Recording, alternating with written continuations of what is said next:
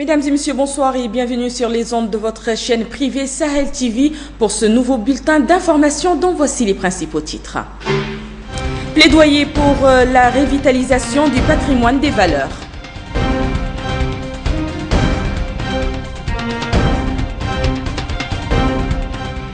Le ministre des Affaires étrangères devant l'Assemblée nationale.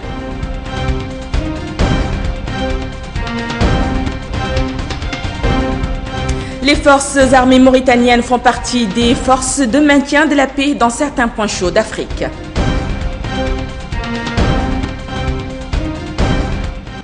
Merci mesdames et messieurs de vous joindre à nous. C'est le trader suisse Adax Energy SA qui a remporté le marché d'approvisionnement en hydrocarbures de la Mauritanie pour les 2 ans à venir. C'est donc cette société qui va remplacer le russe Gunver qui a assuré la couverture des besoins de la Mauritanie en hydrocarbures liquides. Le contrat sera effectif à partir de la mi-avril 2016.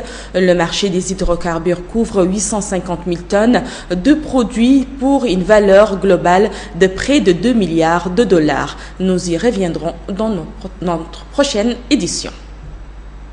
Le programme national de revitalisation du patrimoine des valeurs se déroule. C'est aujourd'hui aux acteurs de la société civile de s'approprier le plaidoyer visant à restaurer le système des valeurs traditionnelles. Memouna Salek était présente. Souder les Mauritaniens par un nouveau contrat social à travers la revitalisation du patrimoine national des valeurs a été l'objet de l'atelier de sensibilisation organisé ce matin à Nouakchott par le ministère de la Culture et de l'Artisanat au profit de ses délégués régionaux.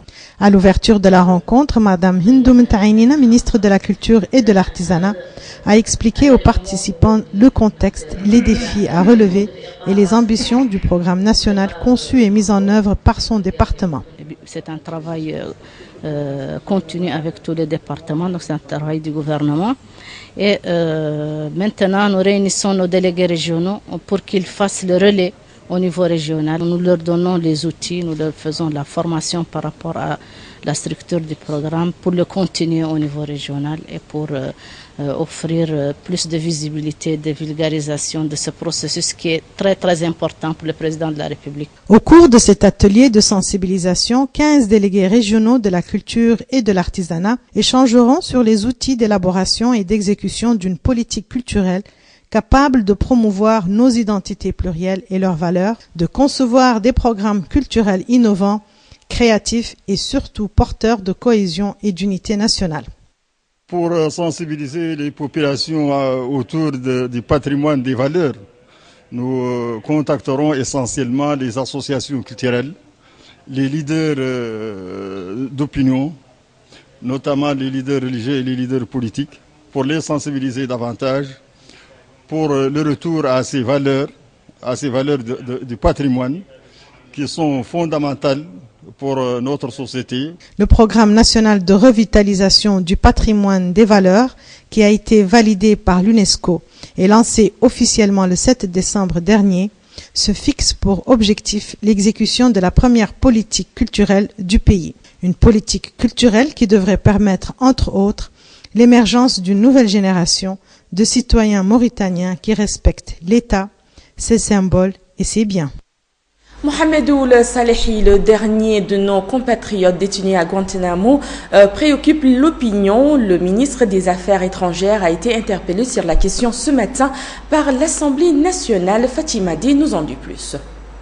À la question orale posée ce matin au Parlement par la députée du parti Tawassul, Zainabou Mintataki, c'est la situation des prisonniers mauritaniens à Guantanamo. Mohamedou Salahi, le ministre des Affaires étrangères, a affirmé dans son intervention que le gouvernement prend ce problème au sérieux. Le ministre a dit que cette question n'intéresse pas seulement sa famille ou les partis politiques, mais c'est un problème essentiel qui préoccupe le gouvernement. Si quelqu'un se permet de dire que le gouvernement n'a rien fait dans le cas des détenus mauritaniens de Guantanamo, c'est vraiment vouloir dire. Le président de la République n'a jamais ménagé d'efforts pour que tous les citoyens trouvent les droits qu'ils méritent. À savoir que ce n'est pas ce gouvernement qui a livré Ould Salah, mais ce même gouvernement, et à sa tête le président de la République, a fourni tous les efforts possibles et impossibles pour résoudre ce problème. Rappelez que Mohamed Ould Salahi rentre en 2000 en Mauritanie après 12 années d'absence pour des études et travaille à l'étranger. Depuis son retour, il vit un véritable cauchemar.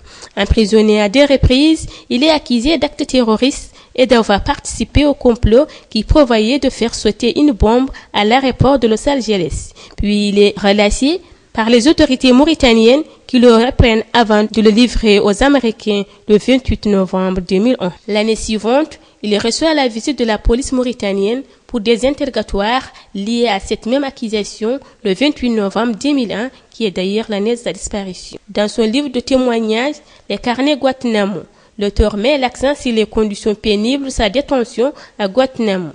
Emprisonné depuis 14 ans, il est torturé pendant les interrogatoires. Pourtant, les raisons de la détention de Mohamed Ould Salahi restent méconnues à nos jours. Après avoir marqué une présence plutôt timide au Darfour, la Mauritanie est désormais présente dans les contingents du maintien de la paix des Nations Unies. C'est le cas en Centrafrique où un contingent de gendarmes vient d'être déployé. El Ali Abbas, reportage. Lundi 14 décembre 2015, un contingent de 140 gendarmes mauritaniens ont embarqué pour Bangui, capitale de la Centrafrique. Pour cette mission, bientôt un bataillon de l'armée nationale va rejoindre ce contingent.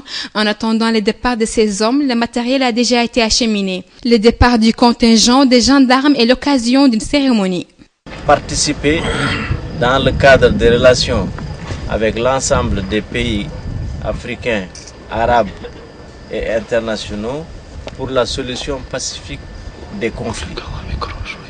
En allant aujourd'hui en Centrafrique, vous êtes également porteur des valeurs de la grande maison des Nations Unies, parce que vous allez intégrer les forces de la MINUSCA et vous allez servir pour la paix dans ce pays-là.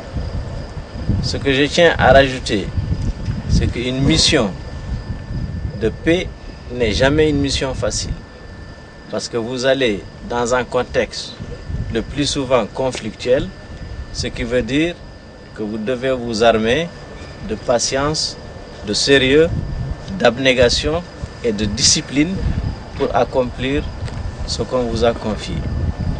Vous ne devez Ces contingents des forces armées mauritaniennes viennent renforcer les 12 000 soldats et policiers que compte déjà la mission intégrée multidimensionnelle de stabilisation des Nations Unies en République centrafricaine. La mission consiste à tenir la paix et la sécurité de ce pays qui est en proie au chaos depuis 2013. Cette guerre civile oppose les milices de la Seleka en majorité musulmans et les anti-Balaka, des groupes d'autodéfense chrétiens et animistes.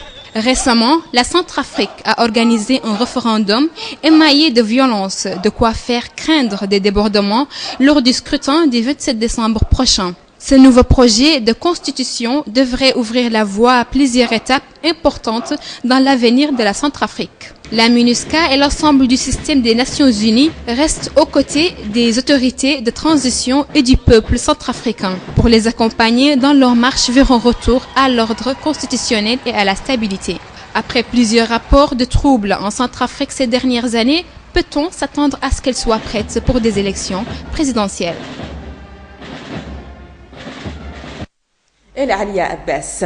En Mauritanie, le mot crédit ne désigne plus que la vente des unités pour le téléphone. C'est une activité très pratiquée, particulièrement à Nouakchott. Un refuge facile pour les chômeurs diplômés ou non, mais aussi une opportunité d'investissement pour ceux qui en ont les moyens et qui veulent gagner plus, valuer au plus vite. Mohamed Mokhtar ou le Mokhtar. Il suffit de trouver un lieu, un coin de rue, un carrefour, les abords d'un marché ou un lieu public fréquenté. De rassembler ensuite des cartes et de les exposer. Dans le meilleur des cas, planter un parasoleil et une chaise. Déployer enfin des cartes de crédit usées pour les laisser voir de loin.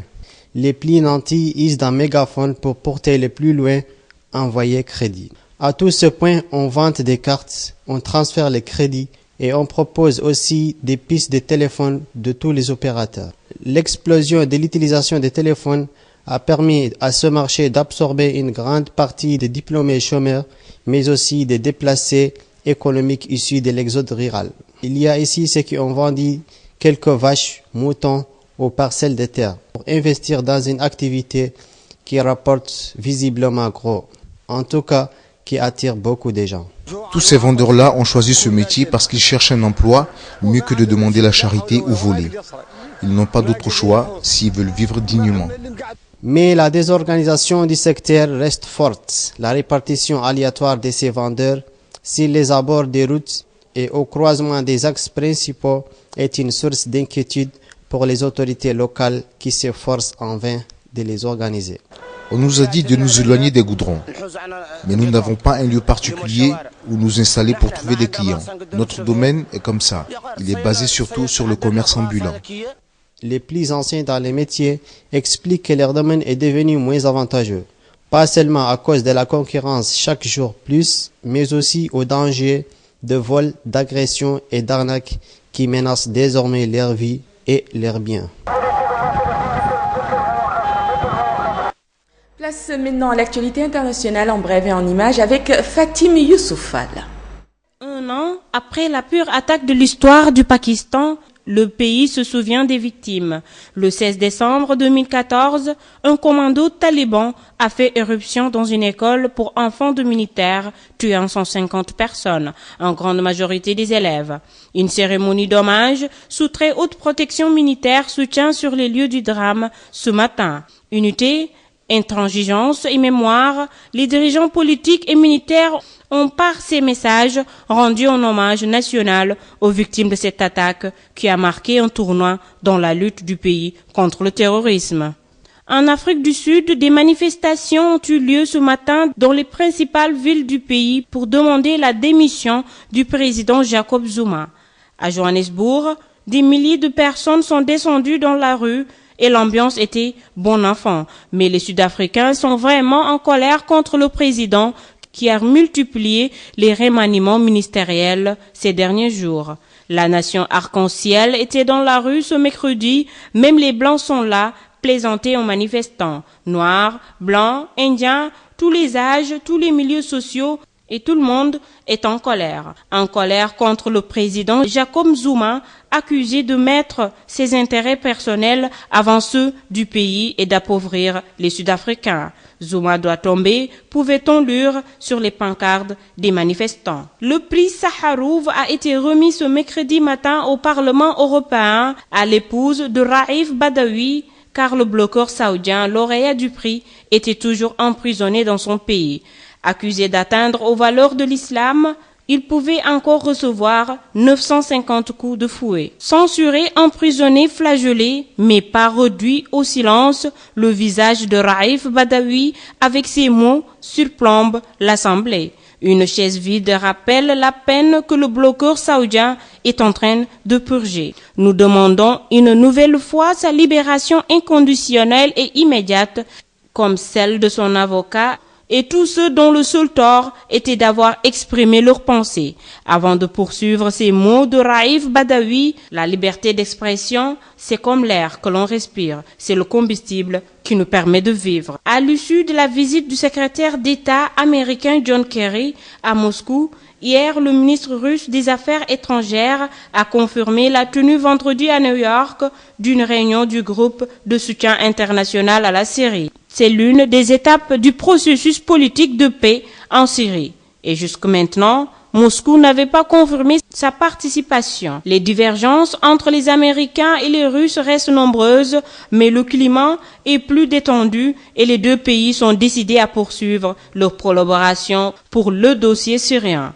Nous soutenons l'idée de la convocation à New York ce vendredi d'une nouvelle réunion au niveau ministériel du groupe international de soutien pour la Syrie, a déclaré le chef de la diplomatie russe ce mardi. Les résultats de cette rencontre devront être transcrits dans un projet de résolution aux États-Unis et le travail doit se poursuivre pour établir la liste des groupes d'opposition en Syrie qui participeront au processus de paix.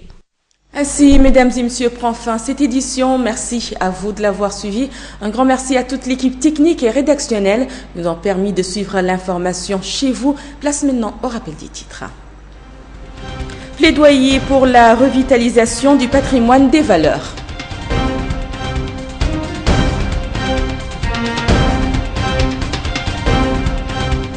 Le ministre des Affaires étrangères devant l'Assemblée nationale.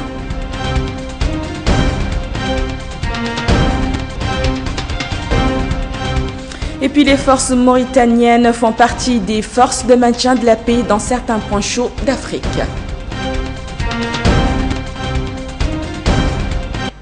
L'information continue, mesdames et messieurs, sur notre site www.sahel.tv. Passez un excellent moment en compagnie de nos programmes.